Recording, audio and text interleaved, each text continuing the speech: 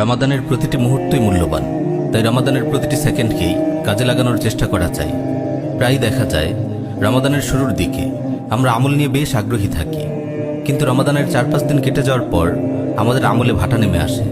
সালাতে আমাদের আর আগের মতো মনোযোগ থাকে না, তিলাওয়াতে আমাদের আগ্রহ কমে যায়, অন্যান্য ইবাদতেও তেমন মন বসে না। আমলের প্রতি আমাদের কিছুটা মনোযোগ ফিরে আসে রমাদান শেষ হওয়ার কিছুদিন আগে, লাইলাতুল কদর উপলক্ষে। প্রিয় ভাই ও বোন, এটি বড় দুর্ভাগ্যের কথা, এটি বড়ই দুর্ভাগ্যের কথা। একজন সচেতন মুমিন কোনোভাবেই মাহে রমাদানের মোবারক সময়গুলোকে এভাবে হেলায় ফেলায় কাটাতে পারে না। আজ আমরা রমাদান জুড়ে আমলের উৎসাহ উদ্যম ধরে রাখার 5টি কার্যকর উপায় নিয়ে আলোচনা করব ইনশাআল্লাহ। আপনি যদি এই নির্দেশনাগুলো অবলম্বন করেন, ইনশাআল্লাহ রমাদান জুড়ে আপনি নিজেকে আমলে চাঙ্গা রাখতে পারবেন।